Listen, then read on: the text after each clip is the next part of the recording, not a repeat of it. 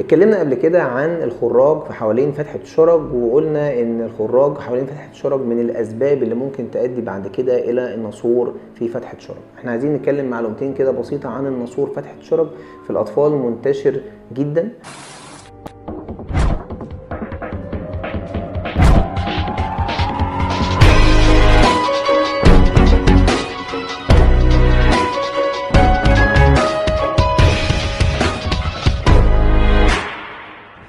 طيب ازاي اعرف ان الطفل الالتهاب الخراج اللي عنده ده قلب بناسور؟ اول حاجه طبعا ان دكتور الاطفال او جراحه الاطفال المتخصص هيبدا يفحص الطفل ويشوف.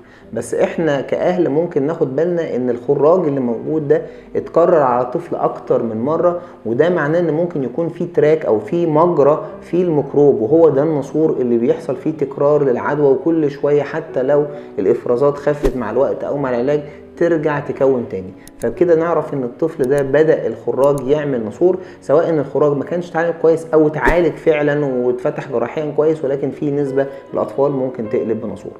مهم جدا لو الالتهابات دي كمان متكرره ان احنا ناخد بالنا من بعض الامراض، مش قصه ان هو ناسور وهنخش جراحه فقط، لا احنا برضو نعرف هل الطفل ده ممكن يكون عنده سبب اخر بيقلل مناعته وبيسبب على العدوى المتكرره والخراج المتكرر مما ادى للناسور ولا لا، زي الامراض المناعيه مثلا، او يكون الطفل عنده مشكله زي السكر او مشاكل اخرى. بنبدا نعمل بعض الفحوصات عشان نطمن عليه. المميز والجميل في الناسور في الاطفال ان هو في الاغلب ما بيبقاش معقد، وبيبقى سيمبل، وبيبقى قصير، بيبقى داخل ما بين العضلات بتاعه الشرج ولكن مش متوغل لكل العضلات، وده بنسبه كبيره جدا من الاطفال اللي عندهم ناسور. وده كمان بيبقى سهل كمان في التدخل الجراحي بتاعه، مع الحفاظ طبعا على عضلات الشرج عشان ما يحصلش عدم تحكم.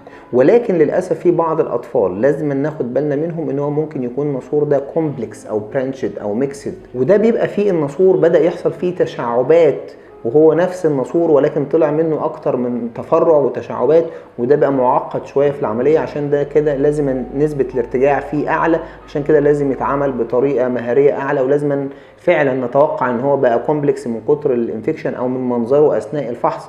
وممكن كمان بعض الاطفال نحتاج ان احنا نعمل اشعه عشان نطمن على شكله ومدى التطور وطول الناسور ومدى التشعب بتاعه، وممكن يبقى اكتر من ناسور بس مش متصلين ببعض. كل الحاجات دي لازم لها تدخل ولازم لها فحوصات مهمة جدا قبل التدخل. وأثناء الجراحة لازم الطفل يتعمل فحص شرجي عشان نشوف الفتحة الداخلية للناسور، لأن الناسور ده بيبقى عبارة عن فتحة داخلية جوه فتحة الشرج. الأهل مش واخدين بالهم، هم بس شايفين الفتحة الخارجية اللي الطفل بيجيله منها الخراج والإفرازات. زي ما قلنا إن أهم حاجة في الناسور التدخل بدري جراحيا عشان نشيله، عشان ما يتكونش تاني وما يرجعش يرد تاني وما يعملش ناسور معقد أو برانشد أو متشعب. ولازم الناسور ده يتشال كاملة، ولازم مهم جدا انه يتساب مكانه مفتوح ما يتقفلش، عشان ده بيزود نسبة ارتجاع الناسور لو انت قفلت مكانه، لان ده مكان الحفاضة مكان الحمام، بيجمع كده بكتيريا وممكن يقلب التهابات وناسور وخراج تاني. عشان كده لازم يتساب مكانه مفتوح مع الغيارات اللي بعد العملية، بحيث ان هو يلم من داخليا لخارجيا بدون اي بواقي للناسور. واخيرا اهم حاجة ننصح بيها ان احنا نكتشف الموضوع من بدري ونعالجه من بدري، عشان ده بيحسن معانا نتائج كتير جدا.